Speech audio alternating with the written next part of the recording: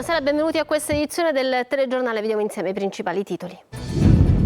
Terremoto al Ministero della Giustizia, si dimette Giusy Bartolozzi dopo le frasi shock sulla magistratura pronunciate nella trasmissione di Telecolor. Il Punto, travolto dalle polemiche, si dimette anche il sottosegretario Andrea Del Mastro, un doppio passo indietro che scuote il governo all'indomani del referendum e riaccende lo scontro politico.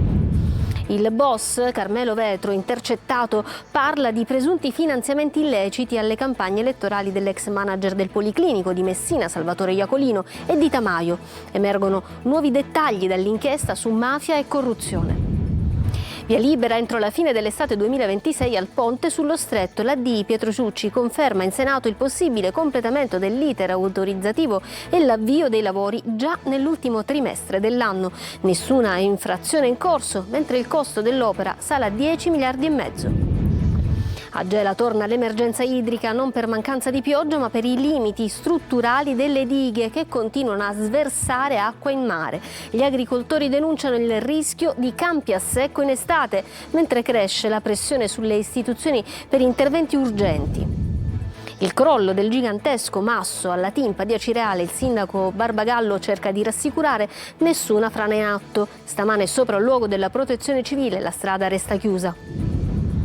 Tornano disponibili i contributi per le imprese siciliane colpite dal ciclone Harry. Domande online dal 25 marzo al 10 aprile con procedure semplificate. Cavalleria rusticana ad Acireale, accoltellato in strada dal rivale, è in rianimazione. L'aggressore, accusato di tentato omicidio, era diventato il compagno della donna che continuava a vivere con il ferito. Calcio rivoluzione a metà per il Catania, parte con un pareggio l'avventura di Viali in panchina. Ai rossazzurri non basta la rete di Bruzzaniti per superare il Casarano. Il nuovo sistema di gioco non ha dato la svolta attesa.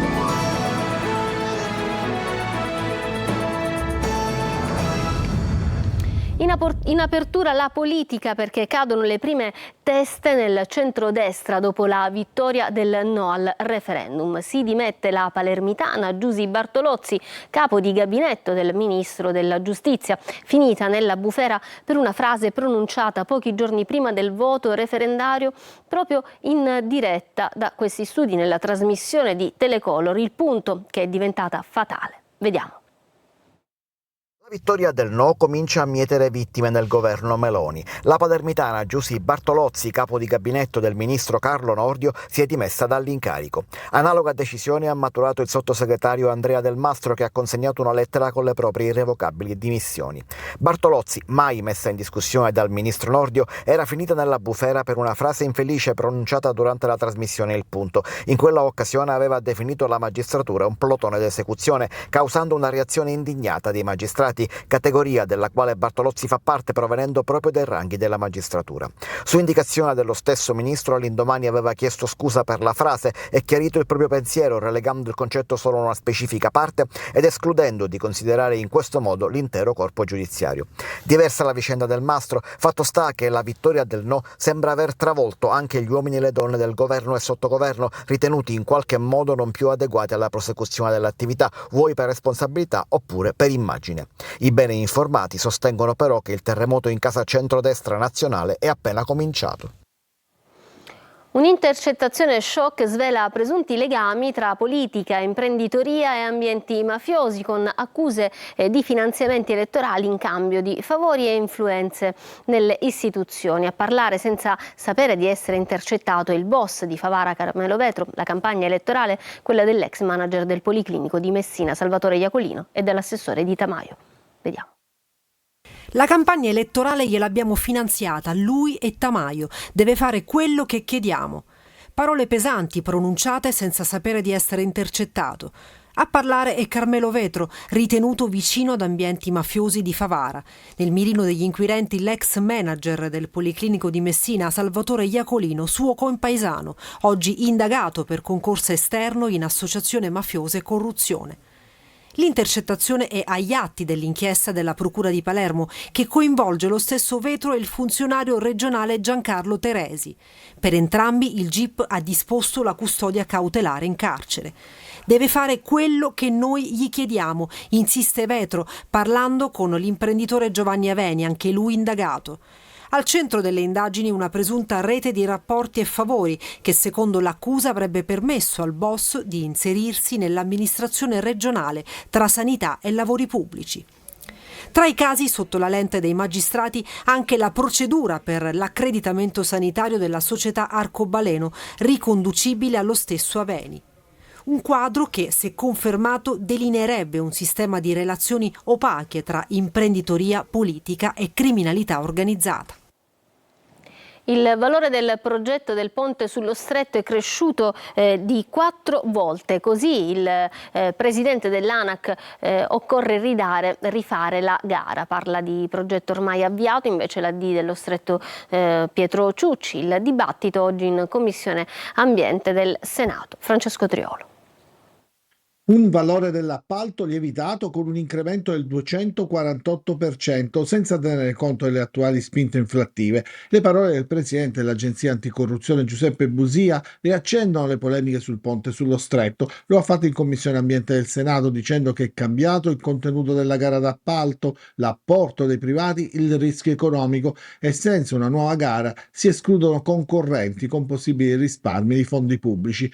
La direttiva del 2014 dell'Unione Europea stabilisce che il valore di un appalto non può aumentare oltre il 50% rispetto all'importo originario senza indire una nuova gara. Nel caso del ponte, l'appalto vinto nel 2005 dal consorzio Eurolink guidato da Impregilo, oggi WeBuild, valeva tra i 3,8 miliardi e i 3,9 miliardi di euro. Oggi le stime governative parlano di oltre 13 miliardi e mezzo di euro, un incremento di circa appunto il 248%. Se Busia quindi rallenta, l'amministratore delegato della Stretto di Messina Pietro Ciucci, sempre in audizione in Commissione Ambiente, parla di iter approvativo che può essere completato entro la fine dell'estate 2026. Per il ponte le uniche varianti per lavori, ha detto Ciucci, che in ogni caso rientrerebbero nel limite del 50%, riguardano il tracciato ferroviario con le 3 stazioni, così come indicato dall'amministrazione comunale di Messina e recepito nel progetto definitivo del 2011.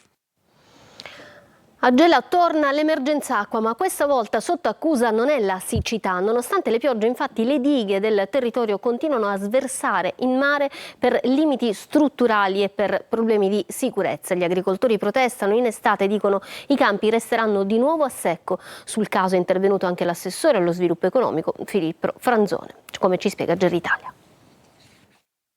L'acqua c'è, ma non arriva nei campi. Nella piana di Gela, tra le più estese e fertili della Sicilia, continua il paradosso delle dighe. Mentre gli invasi rilasciano acqua a mare, gli agricoltori denunciano una nuova emergenza irrigua. A preoccupare è soprattutto la diga di Sueri, che continua a sversare senza riuscire a trattenere risorse idriche fondamentali. Un problema strutturale che va avanti da anni e che oggi, nonostante le piogge, rischia di lasciare a secco le colture estive. Le proteste si moltiplicano tra i produttori agricoli. Senza acqua non si semina, non si investe e sempre più aziende sono costrette a fermarsi. L'allerta ha riguardato anche la diga Cimia, l'unica che ancora riesce, seppur in modo limitato, a invasare acqua. Nei giorni scorsi erano partite operazioni di sversamento per il raggiungimento della soglia massima consentita, un limite imposto per motivi di sicurezza. La diga non può superare una determinata quota, riducendo drasticamente la capacità rispetto al potenziale reale. Intanto dal territorio cresce la pressione sulle istituzioni. L'amministrazione comunale mantiene il dialogo con Regione e Consorzio di bonifica.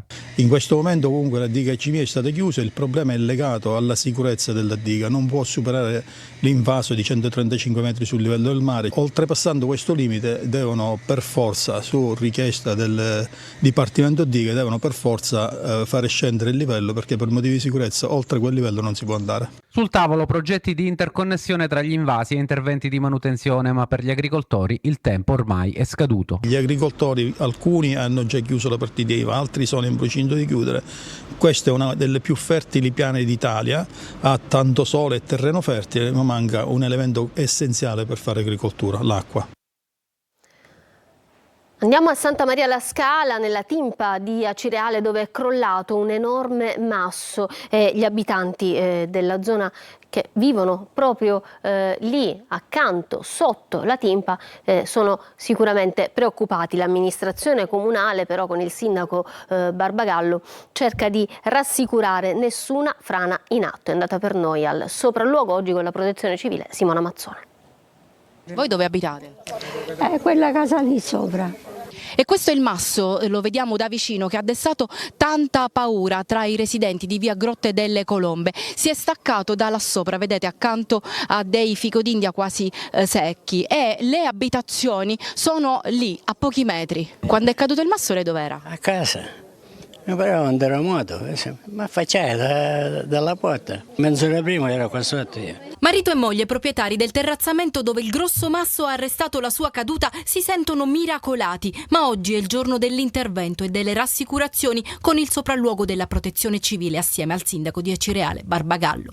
Pare si tratti di un caso isolato, un evento eccezionale a causa delle forti piogge di questi giorni, a cui si aggiunge la tipologia del terreno. La vegetazione e le radici in questo caso non aiutano? No, in questi casi, siccome la timba è un corpo roccioso, fratturato, i bacolari per esempio e il fico d'India tendono a divaricare queste fratture, a consentire alla sabbia, ai limi di entrare all'interno. Quando si imbibiscono d'acqua rigonfiano e quindi allargano le fratture. Per scongiurare altri episodi occorre puntare sulla progettualità. Chiederemo alla Protezione Civile una mappatura di tutta quest'area proprio sopra le case, appunto per verificare se ci sono altri possibili cedimenti. In atto interventi per preservare tutta la timpa. Abbiamo in questo momento un progetto di 5 milioni proprio per eliminare il ruscellamento dall'altra parte della timba, sopra sempre la frazione Santa Maria la Scala. La strada al momento resta chiusa mentre l'amministrazione ha cercato di rassicurare i residenti, nessuna frana in atto in questo punto.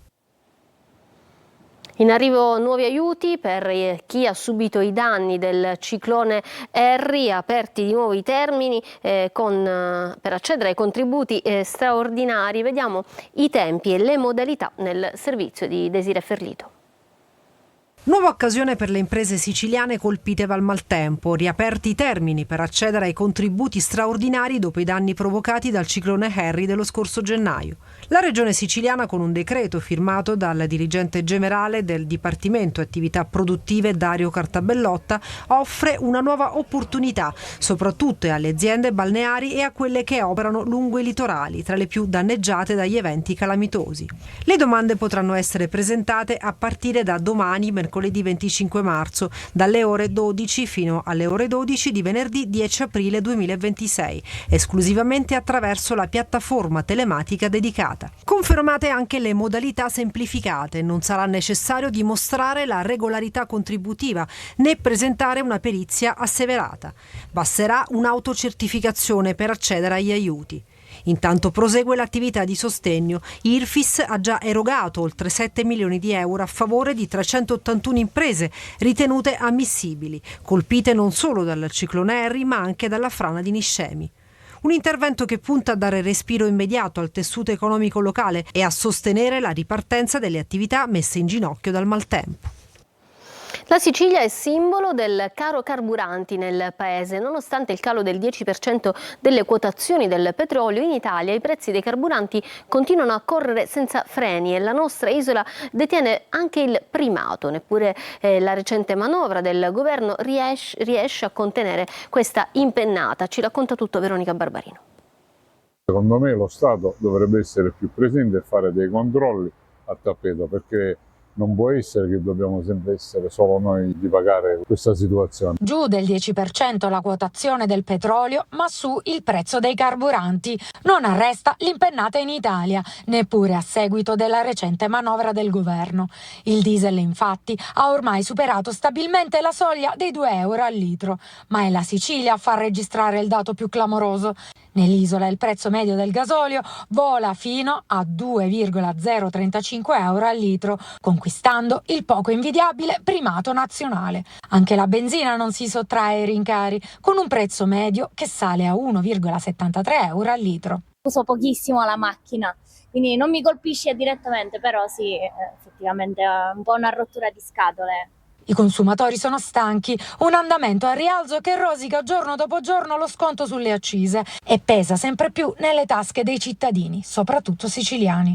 La Sicilia detiene da oggi un triste primato. Il costo dei carburanti è inesorabilmente aumentato. Pertanto il Codacons chiede un intervento delle autorità preposte a verificare cosa stia accadendo nel comparto. C'è chi propone una forte presa di posizione dei consumatori. L'unica cosa sarebbe di fermarsi tutti una settimana, mandare un messaggio che siamo tutti speciali a usare i smartphone e bloccarci una settimana, tutti. La Sicilia a sorpresa è roccaforte del no in regione. L'opposizione di centrosinistra progetta già di utilizzare contro la giunta Schifani il 61% dei contrari alla separazione delle carriere dei magistrati. Malluiola. Palermo, capitale del no, con il 64,86% in una regione, la Sicilia, che a sorpresa dice no alla riforma con quasi il 61% dei voti validi nel suo complesso. È un risultato inatteso quello che l'isola ha fatto registrare nel referendum sulla riforma della carriera dei magistrati. La regione è quella che ha votato di meno in assoluto in Italia, con il 46,13% di affluenza, ma è seconda nel paese per voti tributati al no, così come Palermo è capitale italiana del no, dietro soltanto a Napoli. Parla di occasione persa per l'Italia e gli italiani l'eurodeputato azzurro Marco Falcone, mentre sottolinea proprio come non tutti nel centrodestra si siano spesi per il sì l'ex presidente dell'Ars Gianfranco Miccichè. Un risultato che fa gioire il centrosinistra, le opposizioni parlano di avviso di sfratto al governo nazionale e regionale della città, festeggia il fronte del no che nel pomeriggio di ieri è sceso in piazza con la partecipazione non solo di politici ma anche di magistrati, fra cui il presidente del Tribunale di Palermo Pier Giorgio Morosini.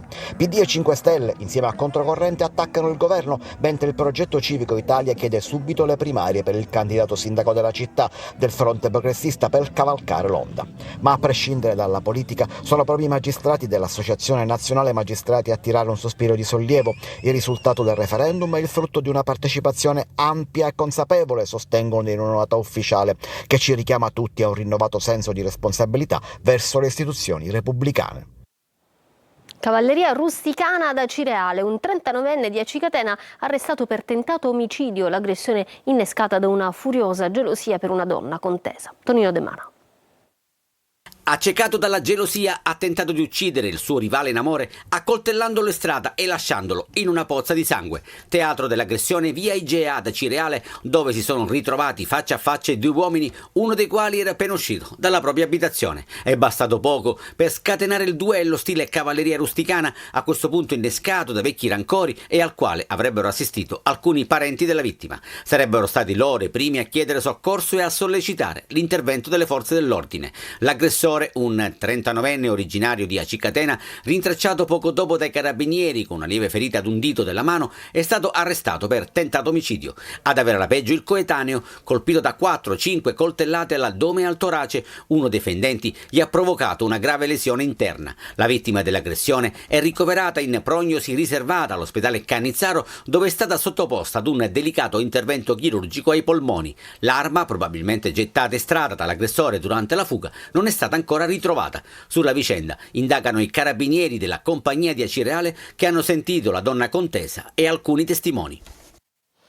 I carabinieri di Piedimonte Etneo nel Catanese hanno denunciato un 57enne di Mascali per aver appiccato l'incendio di un'auto. La scorsa notte i residenti, allarmati per le fiamme che stavano raggiungendo le auto in sosta vicino alle abitazioni, hanno allertato i carabinieri. Intervenuti anche i vigili del fuoco, che hanno messo in sicurezza l'area e riparato il tubo del gas danneggiato. Dai filmati della videosorveglianza è stato identificato l'uomo che aveva incendiato l'auto dell'ex dipendente per vecchi dissidi.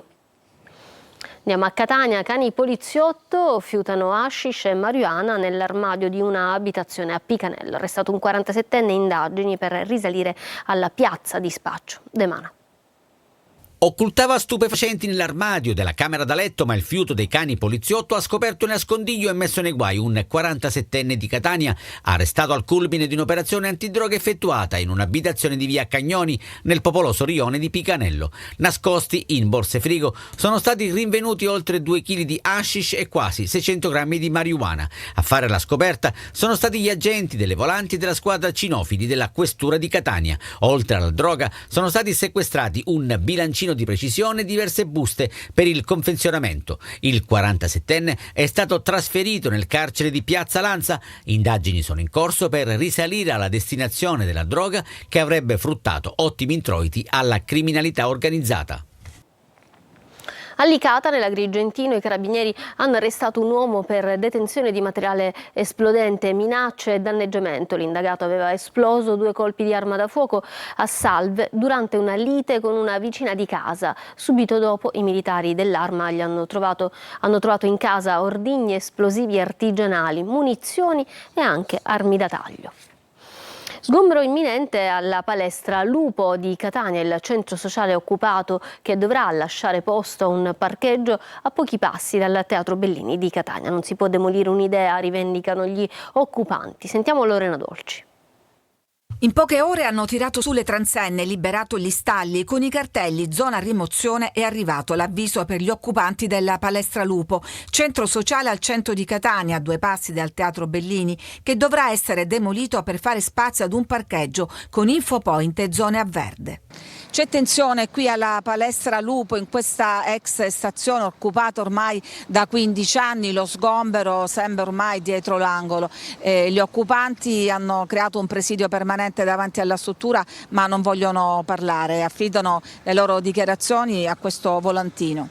Fanno il deserto e lo chiamano a decoro, hanno scritto. Sgomberano la Lupo per l'ennesimo cantiere di una città vetrina ad uso e consumo dai turisti. Ma non si può demolire un'idea, dicono gli occupanti, giovani e meno giovani del mondo antagonista, oggi più incazzati che mai. Fuori striscioni di protesta, un presidio temporaneo, materiale accatastato e giacigli di fortuna. Dentro, ci dicono, non c'è più niente di uno spazio frequentato fra l'altro da tante band giovanili. Le telecamere restano fuori, la tensione è palpabile, lo sgombero imminente. Non parla neanche il comune che va avanti con il progetto, entrato ormai nella fase esecutiva, costo quasi 4 milioni di euro, finanziato con i fondi PNRR. Dopo il centro sociale Auro, l'Experia e il consultorio di via Gallo, tocca anche a quest'ultimo spazio autogestito in città. La domanda che tanti si fanno è se ci sarà uno sgombero forzato o un rilascio concordato della struttura.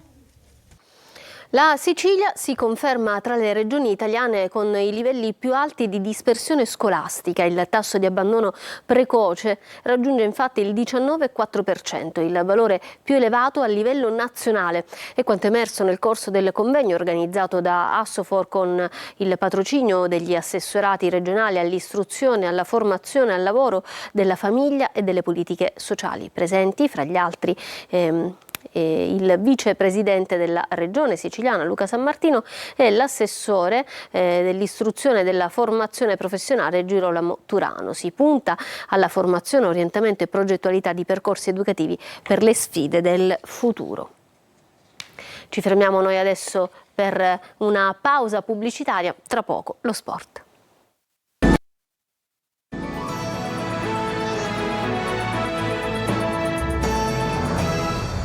Ritorniamo in studio con lo sport, esordio con un pareggio interno per Viali sulla panchina del Catania. Rossazzurri in vantaggio con Bruzzaniti riacciuffati da Ferrara. Marco Carli. Rivoluzione a metà, nel gioco e nel risultato. Ci può stare considerando che Viali è arrivato da poco e ha già deciso di dare un sistema diverso alla sua squadra, ma il pareggio lascia l'amaro in bocca per il primo tempo negativo e perché nella ripresa il Catania contro il Casarano gioca meglio, va in vantaggio ma subisce il gol del pari, il primo in casa della stagione, e vede avvicinarsi le avversarie dirette nella corsa al secondo posto. Salernitana -5 e Cosenza -6. L'avvio della partita non è dei più promettenti, il Catania fatica, si vede che deve ancora assimilare i dettami del nuovo tecnico. Chirico fa paura, Dini salva il risultato. Abbiamo sofferto le sortite del Casarano quando eravamo in possesso di palla, però sicuramente dovevamo giocare più in pulizia, ma la responsabilità di questo problema iniziale chiaramente è mio, perché ho chiesto cose che magari erano meno abituati. Nella ripresa arrivano due buone notizie: il primo gol di Bruzzaniti che esulta e si mette alle spalle i pensieri negativi, e poi il ritorno in campo di Ciccerelli, acclamato dal pubblico che in lista ha preso il posto di Ponsi. In mezzo il gol del pari di Ferrara, favorito dagli errori di Pieraccini e preceduto dalla sostituzione di Caturano, che ha dato campo e coraggio ai pugliesi. Pensavo di poter dare la possibilità a giocatori con caratteristiche diverse, meno di manovra ma più di profondità per chiudere la partita. Nel finale arrivano due occasioni, ma l'1-1 non cambia. Viali ora prepara Latina, si gioca sabato, come lui stesso ha detto: flessibilità, cambiamento ma anche poco tempo, è la realtà del Catania attuale. Ci fermiamo ancora per una pausa, a tra poco.